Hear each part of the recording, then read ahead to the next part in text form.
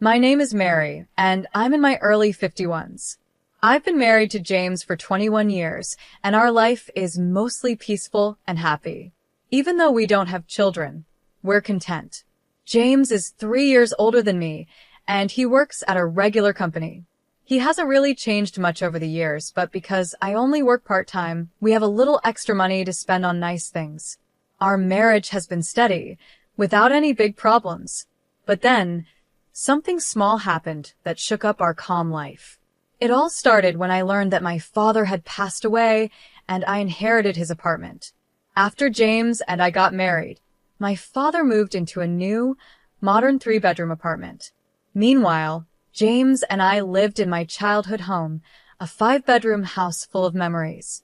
My father had given it to us as a wedding gift, and he was happy for us to start our life there.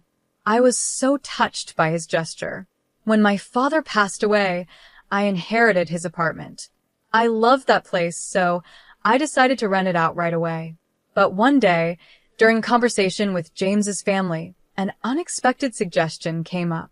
Someone said, Rachel and her kids are living in a small place.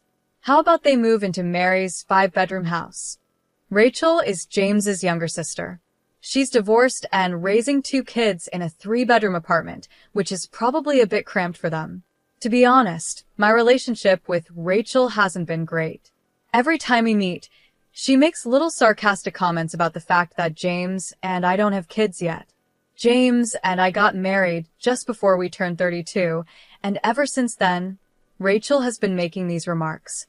As I got older, her comments became even more cutting, like, "You're over 32 and still no kids?" Or, "Don't people see you as less of a woman without children?" What hurt me the most was something she said after my father passed away. She looked at me and said, "It's a shame your father never got to see a grandchild." That really shocked me and left me feeling numb. Rachel is actually 5 years older than me, so instead of a younger sister-in-law, she feels more like an older one. We've always tried to be kind to her and treat her like family, but those remarks really stung. I naturally built a wall in my heart against Rachel. I'm an only child, and my father was my only family. Losing him was hard enough, but Rachel's words made it even worse. Some time had passed since my father's death, and I hadn't seen Rachel for a while. Then, out of nowhere, my mother-in-law brought up something unexpected. She said, Rachel is willing to pay $1,000 a month in rent. When I saw the smug look on her face, I was too shocked to say anything. The apartment we lived in was old, but we took good care of it, and it was still in good shape. There was a big mall nearby, and transportation was easy with buses and trains. If we rented out the apartment, I thought it would go for at least $2,500 a month. But $1,000? That was unbelievable. Didn't they know the going rate for this area? Renting out such a spacious 5-bedroom apartment for only $1,000 a month was ridiculous. Maybe they thought I had agreed, because I didn't say anything right away. My mother-in-law seemed really excited about the idea and said, "You already have another apartment, right? You can live there instead. Even if you don't renew the lease, Rachel and her kids can move in, so it's all fine. How long is the contract?"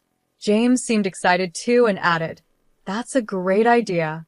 The place your father lived is new and perfect for just the 2 of us." At this point, the conversation was moving forward without even considering our thoughts, and I started to panic. I couldn't help but blurt out, "Isn't there an option for all of us to live together in this apartment?" James's parents had a big house, and they were the only ones living there. They even had rooms for both James and Rachel, so I thought it would be fine if they all moved in. After all, they said they wanted a bigger place. Normally, before making decisions like this, you talk with the family. But moving in with James's parents would mean Rachel's kids would have to change schools, and they seemed worried about the cost and hassle of getting new school uniforms and gym clothes. I didn't want to directly say I didn't want to rent the apartment to Rachel in front of my mother-in-law, but I said, "This is my hometown. I can't just leave so easily." I left their house, but my mother-in-law said, "You don't have to decide right away," which made me feel like she wasn't giving up. When I got home, I asked James, "This apartment is special to us. Why are you so quick to decide to leave?" He seemed surprised and said, "Well, it's not a single-family home." I was shocked by his answer. Maybe because he grew up in a house, an apartment didn't feel like a real home to him. But I wished he could at least understand my feelings and apologize. Instead, I felt upset. I raised my voice and said, "This is my home, my apartment. Why are you making decisions without asking me?" James looked upset and replied, "We've been married for 21 years. Why are you saying my apartment? It's our apartment." I could hear the frustration in his voice. I wished he could understand how much this apartment meant to me as my special home. If he had hesitated about renting it to his sister, I might not have felt so hurt by his words. But in that moment, I felt deeply hurt. We tried to calmly talk about it many times after that, but it was difficult. James didn't seem to understand my feelings at all. He started calling me things like money-minded, stubborn, and selfish. As time went on, the distance between us stayed the same. During this period, I kept getting messages from my mother-in-law asking if we had made any progress on moving. The pressure from both my mother-in-law and James, who didn't seem to understand my perspective, wore me down. I felt like I was nearing my breaking point. Then one day, I was shocked to receive an email from Rachel. She wrote, "Why are you two, without kids, holding on to such a big space? You don't need it. Just move out." I hadn't heard from Rachel since we started talking about the apartment, and now here she was, telling me to leave. I never imagined she would send such a blunt message. Reading her email, I reflected on everything I had been through and felt a wave of self-doubt. The idea of divorce crossed my mind several times. Each time, I tried to calm myself, but I was reaching my limit. I decided to visit the local government office to start the process for a divorce. I also reached out to a specific place to understand the next steps. A few days later, with a clearer mindset, I went to the court. After checking, I found out that both the apartment we lived in and the one I was renting out were in my name. It was legally mine. Confirming this gave me the strength to confront my situation with James. I thought about what I needed to do next and decided we needed to talk seriously. I told James, "I've said this many times, this is my house. I can't stand the idea of renting it to Rachel. I don't want to give my home to someone who treats me poorly. Please talk to your mother and Rachel about this." James's face darkened like he was tired of the conversation. I had already told him about all the hurtful things Rachel had said to me and how much I disliked her behavior. I wanted him to understand my feelings, but instead, he sided with Rachel, saying, "Rachel is right." It was then that I realized how things had truly changed. I could have gone through with a divorce at that moment, ending the pain I was feeling. But I couldn't bring myself to end a 21-year relationship so quickly. Deep down, I was ready for divorce if James rejected what I had to say. Still, I thought to myself, maybe I'm being too sensitive about Rachel. Maybe she isn't being as condescending as I think, and I'm just exaggerating things. James didn't get it, though. He said, "I really don't understand why you feel this way." His words hurt. Was I the only one feeling like this? I asked him, "If that's how you feel, will you sign this?" And I handed him the divorce papers. James looked shocked but quickly replied, "Do you really want to end our relationship over something so small?" He didn't understand that it wasn't a small issue to me. "I'm serious," I said, looking him in the eyes. "I care about Rachel too, but lately things between us have changed. I don't feel the same love anymore, so I'm leaving." My heart ached when I saw how casual James was about it, smiling like it wasn't a big deal. It made me feel like he didn't understand how deeply this was affecting me, and I felt tears start to well up. I just wanted him to leave sooner rather than later. James then said in a softer tone, "Maybe Rachel and my mother don't really want to get along with you. Have you ever thought that because you always focus on yourself, our relationship has suffered?" His words stung again. We had always misunderstood each other, even while trying to make things work. "I think it's impossible to fix our relationship now, no matter how much we talk. I can't imagine a future with you anymore," I said calmly. "If you can't understand my feelings, then we'll have to go through with the divorce." James looked both surprised and sad as he asked, "Do you really feel that way?"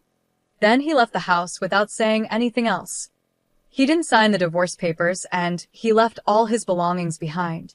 A few days later, James came back. He looked sad and unsure. "What should we do from here?" he asked quietly. I could tell he thought I might forgive him if he acted humble, but my mind was already made up. There was nothing left to discuss. "If you agree to the divorce, sign the papers," I said. "If not, we'll have to take legal action. And by the way, I've decided to let go of this house." I had been thinking about selling it for a while. The day I went to get the divorce papers, I talked to Mr. Eric, an old friend of my father's. I'd known him for years.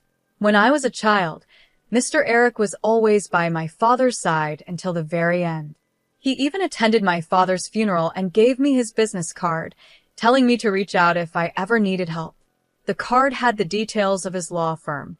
Thanks to Mr. Eric, I was able to get help from a legal advisor to deal with my father's inheritance. When I told Mr. Eric about my situation, he gave me honest and helpful advice. He explained the importance of checking property ownership, dealing with divorce complications, and other tips that helped protect me. After James left the house for a while, I decided to sell the apartment. I quickly contacted real estate agents to start the process. I also informed Mr. Eric about my rocky relationship with James and how he refused to sign the divorce papers. Asked for his help in handling the divorce. When James found out I was selling the apartment, he was shocked and angry. "You always said this was our family home. Are you really going to sell such an important place? After all the concern you had about Rachel, you're being selfish," he said. But his words didn't affect me anymore. I looked him straight in the eyes and asked, "Do you have anything else to say?" James seemed surprised but quickly began arguing. "Why would you make such a big decision on your own? The apartment may be in your name, but after a divorce, there should be a division of property. This place belongs to both of us, right?" James was clearly emotional and desperate, but I calmly smiled and responded, "Actually, this apartment has been in my name since before we got married. I checked with my lawyer, and anything owned before marriage isn't part of the property division." Selling the apartment was difficult, but I didn't want to hold on to painful memories in this home. With the advice from Mr. Eric about property laws, I decided selling was the best choice. When James realized the truth, his attitude changed quickly. "I'm sorry," he said. "This place means a lot to you, but it hasn't been sold yet, right? Please reconsider. Let's give it another try. I'll talk to Rachel and Mom. Just stop the divorce and the sale of the apartment." As I listened to him plead, I found myself wondering why I had stayed with him for 21 long years. I was shocked that I had chosen someone like him. "Don't try to act nice now. When we were together, you never stood by my side. The idea of starting over with you is impossible, so please leave. We both need to move on." He wasn't easily convinced, and this created a big gap between us. But after going through all the necessary steps, I was finally able to end our relationship. It felt like the start of a new chapter in my life. At first, being alone seemed scary, but I realized it wasn't as bad as I thought. Now I live in a new 3-bedroom apartment, living life the way I want. My mother is with me, and even though he's gone, I'm fine. Everything is okay. My husband once coldly said, "You're not needed here." That shocked me. I had been sending $3,100 every month to his parents, but it didn't matter to him. Then, to make things worse, my mother-in-law added, "A wife who can't do proper housework isn't needed," with a cold smile, almost as if she was happy to see me go. Realizing there was no point in trying to please these people anymore, I decided to leave. With a calm smile, I replied, "If that's what you think, then I'll go." My husband looked shocked. "My name is Lauren, and I'm a 35-year-old office worker. I met my husband Michael through a blind date set up by a friend. He was friendly and outgoing, and we hit it off quickly. We got married, and now we've been together for 3 years. We don't have any children yet. Before we got married, Michael lived with his mother. When we got married, he suggested building a new house on his family's property. He said, 'I'm worried about my mom living alone. I want to be with her, but I also want us to have our own life together. I think this is the best idea.' I asked, 'But won't we have to get a mortgage for the house?' Michael reassured me, 'The house will be paid for with the inheritance my father left me. We won't need a mortgage, and the land is free.' The house will be in my name, and we can just support my mom with monthly payments. What do you think? Does that sound okay? I wondered, aren't you worried about your mom's finances? Michael replied, we'll be helping her, and she has income from her part-time job and her pension, so everything will be fine. It seemed like a good plan, and Michael even said, when you work late, my mom can help with the housework. It will make things easier for you. We would live in separate houses, but on the same property. I was excited about starting our new life together and building our dream home. Having help with housework during busy times seemed perfect. But later, I realized how naive I had been. In the beginning, our marriage was wonderful. We were both busy with work, but the house was easy to maintain, and everything seemed fine. My mother-in-law had her part-time job and didn't visit us too often. We shared the living expenses, and things felt balanced. One day, though, Michael brought up a new idea.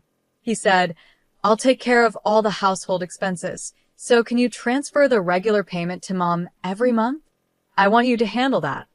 I was surprised and asked, how much will it be? He said, maybe about $2,200 a month. But when I did the math, I realized $2,200 was less than what we had been sending. So, without telling Michael, I decided to continue sending $2,800 a month to his mom. That amount took a big chunk out of my paycheck, but with other expenses like utilities, groceries, and medical bills, Michael was still covering most of the costs. His salary went into our joint account, and from there I made the payments and added the rest to our savings. This arrangement worked for about a year. However, when my mother-in-law quit her part-time job and started visiting more often, things began to change. One day, she said, I'm getting older, so I decided to quit my job and take it easy. Michael responded, That's okay, Mom. You don't need to worry anymore. We're here for you. Thank you, Michael. You've always been so kind, she said. At first, it was nice to see them getting along. But then she started to criticize the way I kept the house. It looks like you haven't been cleaning properly. There's dust everywhere. This is unacceptable. I apologized. I'm really sorry. I've been busy with work and haven't been able to keep up with everything. That's just an excuse, she said. You're living in Michael's house, so the least you can do is take care of the basic chores. And I've heard you take shortcuts with cooking, too. Is that true? I sometimes make simple meals when I come home late from work, but I still do my best, I explained. Then she said something that really hurt. Maybe it was a mistake choosing you as Michael's wife. After all these years, the fact that you still don't have children is also a problem. Her words stung, and I realized that things had taken a serious turn for the worse. I felt like not having children wasn't entirely my fault, but arguing about it would only cause more problems. Originally, my mother-in-law had promised to help with household chores when things got tough, especially since we were living on the same property. However, it seemed both Michael and my mother-in-law had forgotten that promise. Now, whenever she was around, she constantly criticized me, so I decided to just ignore her comments. Amid all this, a bigger issue arose. Our joint account balance was getting low because Michael's salary hadn't been deposited for 5 months. I confronted him, asking, why hasn't your salary been deposited? What he said next shocked me. He had quit his job and was looking for a new one. I thought he had been going to work every day, but he had actually been job hunting. Why did you quit without telling me? This is serious, I said. I'm sorry, I feel bad about it, Michael replied. My boss was always on my case, nagging me for every little mistake. Everyone makes mistakes, right? But he acted like I was the only one. Michael explained that a mistake he made caused the company a big loss, and while most bosses would give a warning, his didn't. I understood that his work environment was tough, but since he had already quit, we needed to figure out what to do next. Have you found any new job prospects? I asked. The problem is, I can't find a job that matches my skills, he said. At this point, shouldn't you just take a job, even if it's not ideal? We can't afford to be too picky right now, I suggested. But Michael insisted, no, I want to choose carefully for my next job, where I plan to stay until retirement. What about our finances? I asked. Well, you're working too, so you can help support us for a while, right? He replied, as if it were no big deal. I realized he wasn't going to change his mind, so I decided to endure until he found another job. But with our income so low, after sending money to my in-laws, there was barely anything left. We had to dip into our savings, which were almost gone. To make up for this, I decided to work more hours to increase my income. Luckily, my workplace valued me, and they agreed to let me work overtime. However, when I returned home late, my mother-in-law would often be waiting for me, ready to criticize. I couldn't help but wonder, how did it come to this? I can't believe a daughter-in-law doesn't do any housework, my mother-in-law said angrily. I'm sorry, it's because of work, I tried to explain. Making excuses, going out to play, and then asking Michael for more money? I need money for living expenses and the remittances. My salary alone isn't enough, I said. Hearing this, my mother-in-law got even angrier, complaining about just $2,800? You live in Michael's house for free and don't even do any chores. Unbelievable. It was shocking to me that she thought $2,800 was nothing. I worked hard to earn that money. It seemed like she took the monthly payments for granted and didn't appreciate their value. She added, because you don't do the housework, I have to, or Michael suffers. It's hard dealing with such an incompetent daughter-in-law. Even though she acted like she did all the work, my mother-in-law often bought ready-made meals from the store and only did laundry for herself and Michael. The kitchen was always left messy, with dirty dishes everywhere. Michael and my mother-in-law always had their meals prepared, but not for me. I was usually told to eat whatever was left over. Michael would just relax in front of the TV while I dealt with my mother-in-law's harsh words. Over time, my feelings for my husband started to fade. His job search wasn't going well, and he was too proud to apply to anything less than top companies. A year had passed, and he still hadn't found a job. He just spent his days doing nothing. Hey, if this keeps up, we're going to run out of savings. Can't you get a part-time job to help with the bills? I asked him. Michael glared at me and said sharply, Why should I get a part-time job? This house isn't even in your name, it's mine. You're just living here and can't even take care of me properly, so of course you have to pay the bills. I felt the future was looking bleak. I was paying for everything, our living expenses and the remittances to his mother, but there was a limit to how much I could earn. Remittances? It's just $2,800. Stop nagging me. If you don't like it, leave my house, he said angrily, hitting the table before walking out of the room. Michael dismissed the amount I worked hard to earn, calling it just $2,800. Our relationship had never been more strained. Then, unexpectedly, some good news came. Michael had a chance to get a job at a company run by his mother's friend.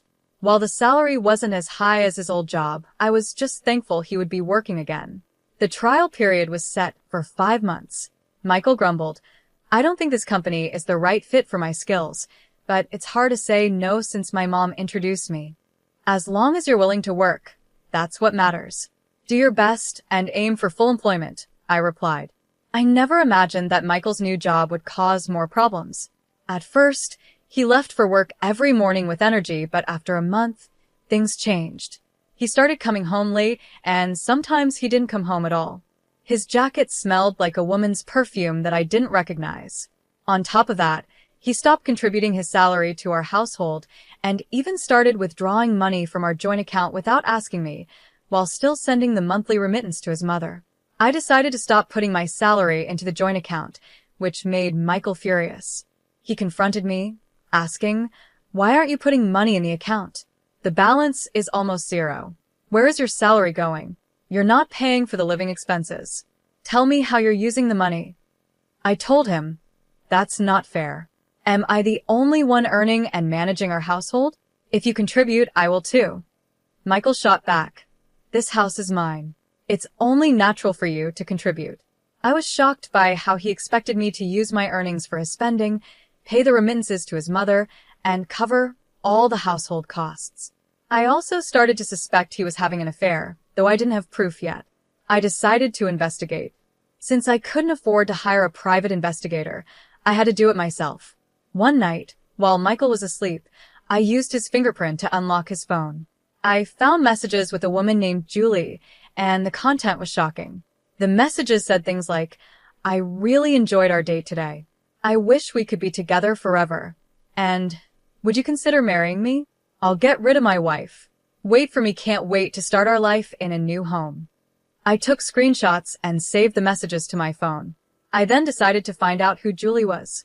But before I could act on it, I came home from work one day to find bags piled up at the entrance. "What's all this?" I asked. Michael replied coldly, "I've decided to live with my mom instead of you, since you don't do the housework." "You made this decision without talking to me? This is my house too. You can't just make decisions like this," I said. He responded, "You have no right to complain. Since I'm paying for the remittances and living expenses, I can decide what happens here. It's better with my mom around, so you should leave." To make matters worse, my mother-in-law also chimed in, saying, "A wife who doesn't do housework is useless," smiling like she was happy to see me go. At that moment, I realized it was pointless to keep trying with these people. I made my decision in that moment. "First, please sign this," I said, pulling out the divorce papers I had prepared from my bag and handing them to Michael. Confused, he asked, "When did you prepare this?" "The day you told me to leave the house.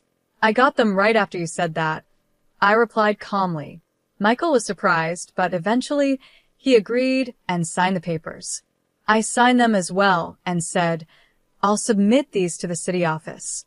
I'll arrange for a moving company to get my things out as soon as I find a new place. I want you out as soon as possible." My mother-in-law yelled at me, but I ignored her.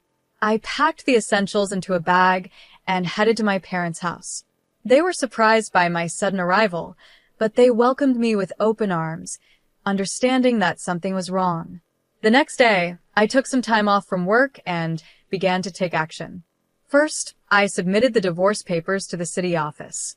Then, I started looking for a lawyer to help with the divorce process and any compensation I could claim. I also began searching for a new place to live. It was a busy time, but I felt a sense of fulfillment as I moved forward with my life. I found a nice, modern apartment perfect for a single person and hired a moving company to help with the move. On the day of the move, I returned to the house while Michael was at work, but his mother was there. The movers took my furniture, appliances, and other belongings piece by piece. "You're taking everything? The house will be so empty," she said. "These are all the things I bought when we got married. I used my savings to get the furniture and appliances. Since the house is in Michael's name, these items are mine," I explained. She couldn't argue and was clearly frustrated. After moving into my new, luxury apartment, I started enjoying my independence. I was able to use all my income for myself, and thanks to my hard work and overtime, I got promoted and my salary increased. Life went on like this for about 5 months. Then I started getting a lot of calls from my mother-in-law. I regretted not blocking her, but eventually I gave in and answered one of her many calls. "Hello, Lauren, can we talk?" she said. "What do you want?" I asked, tired of her persistence. "Please, can you come back?" she pleaded. "What?" "I thought you wanted me to leave." "I'm sorry. I've thought about it and reflected on everything," she replied. She wanted me to start sending her $2,800 again, just like before. I couldn't believe how selfish she was. She explained that Michael's affair at work had been exposed, and he couldn't get a regular job anymore, only part-time work.